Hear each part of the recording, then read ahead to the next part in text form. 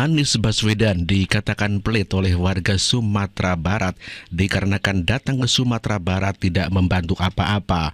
Berbeda dengan Prabowo yang kalah di Sumatera Barat namun memberikan bantuan yang luar biasa.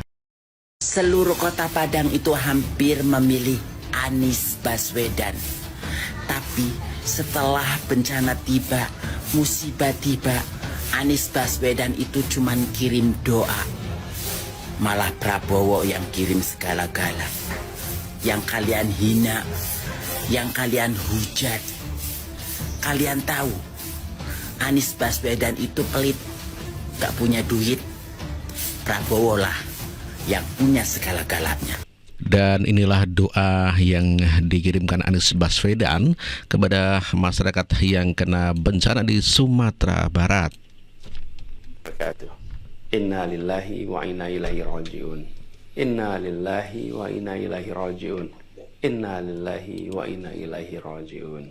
Kami menyampaikan duka yang mendalam kepada seluruh keluarga korban yang terdampak bencana banjir dan tanah longsor di Provinsi Sumatera Barat, khususnya warga Kabupaten Pesisir Selatan, Kota Padang, Kabupaten Kepulauan Mentawai, Kabupaten Padang Pariaman, dan Kabupaten Pasaman Barat. Tragedi ini telah membawa kesedihan yang amat mendalam, dan kami bersama dengan ibu, bapak semua dalam menghadapi masa-masa yang penuh dengan cobaan ini, masa-masa yang sulit ini, termasuk kepada begitu banyak korban yang wafat, yang dalam hitungannya sampai dengan hari ini lebih dari 30. Insya Allah semua wafat dalam keadaan husnul khotimah. Di bulan suci Ramadan ini, insya Allah mereka akan ditinggikan derajatnya di sisi Allah, dimuliakan di tempat yang mulia di sisi Allah. Dan pada korban-korban yang hilang, insya Allah akan segera bisa ditemukan, segera diberikan kemudahan untuk bisa ditemukan, dan nantinya akan kembali berkumpul bersama keluarga dalam keadaan sehat walafiat.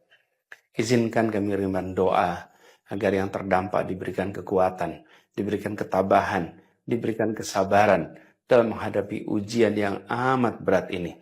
Serta mengajak kepada seluruh masyarakat, izinkan saya mengajak seluruh elemen bangsa untuk mari bergandengan tangan dalam memberikan dukungan, baik itu berupa tenaga, materi, maupun doa. Karena setiap bentuk bantuan akan sangat berarti untuk membantu saudara kita yang hari ini terdampak langsung. Kepada semua yang berada di garis depan, termasuk tim penyelamat, para relawan, masyarakat setempat yang sedang berjuang untuk menyelamatkan, untuk memulihkan kondisi, kami ingin sampaikan rasa terima kasih dan apresiasi yang tak terhingga atas dedikasinya. Semua yang berada di garis depan bukan sedang berkorban, tapi sedang dapat kehormatan, mewakili kita semua, seluruh bangsa. Itulah doa Anies Baswedan yang mendoakan semoga warga di Sumatera Barat yang menjadi korban diterima di sisinya. Ya, Anies Baswedan memang menang di Sumatera Barat begitu ya.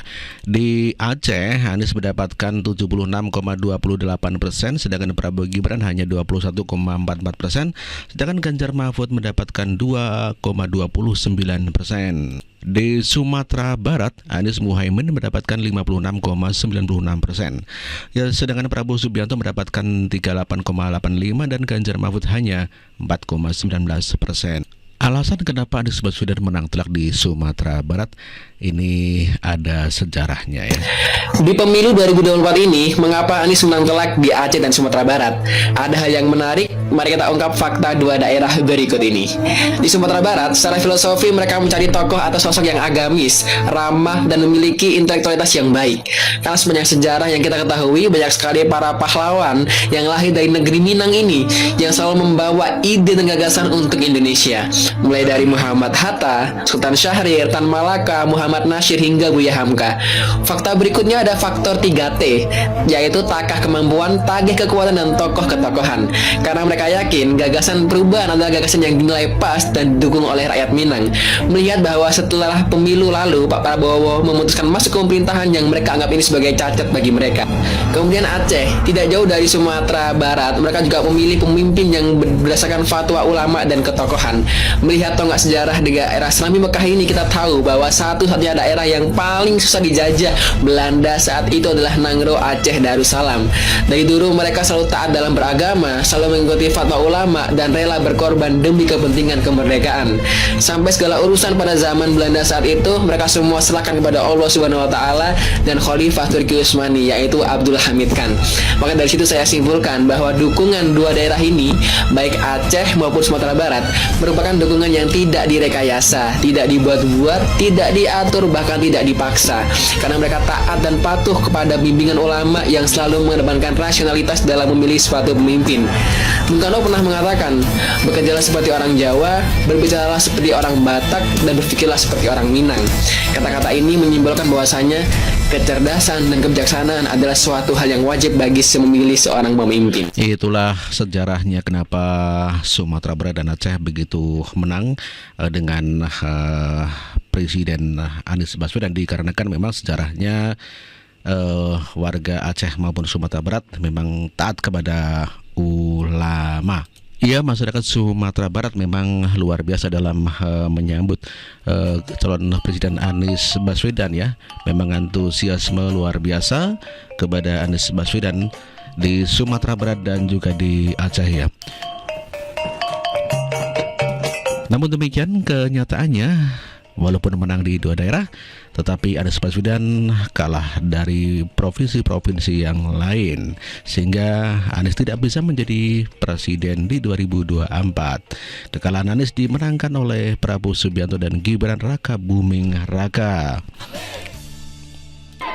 Dan inilah video Anies Baswedan disambut bak seorang presiden di Sumatera Barat dan diteraki Pak Anies presiden.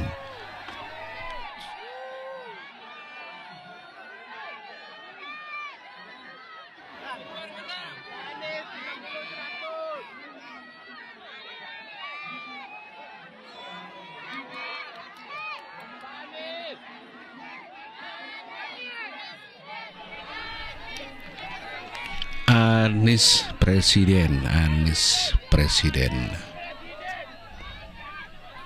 Ada sejarahnya capres dari PDIP selalu tumbang di Sumatera Barat. Ya, Ganjar Pranowo ataupun PDIP waktu itu capresnya adalah Jokowi, namun demikian selalu kalah. Ternyata ada sejarahnya. Capres PDIP selalu tumbang di Sumbar. Gimana sih ceritanya? Berdasarkan hasil real count sementara KPU, pasangan Ganjar Mahfud hanya meraup 3,93% suara di Sumatera Barat. Bahkan, sejak pemilu langsung digelar tahun 2004, Capres PDIP tak pernah menang di ranah Minang. Kala itu, Megawati hanya memperoleh 16,23% suara di putaran kedua. Pada Pilpres 2009, kekalahan Megawati terulang. Saat menggandeng Prabowo, Megawati hanya mendapat 5,89% suara. Kekalahan ini berlanjut di era Jokowi. Selama 2 kali pemilu, Jokowi 2 kali kalah. Pada 2014, Jokowi hanya memperoleh 23,08%, sementara tahun 2019, Jokowi keok dengan 14,08% suara. Kira-kira apa yang membuat capres PDIP ini selalu tumbang di Sumbar? PDIP di Sumatera Barat sebenarnya tidak punya masalah yang krusial, tapi memang ada sejarah kelam antara masyarakat Sumatera Barat dengan PDRI dengan Bung Karno, yang kemudian diasumsikan adalah alasan kenapa PDIP tidak pernah punya sejarah yang kuat di Sumatera Barat.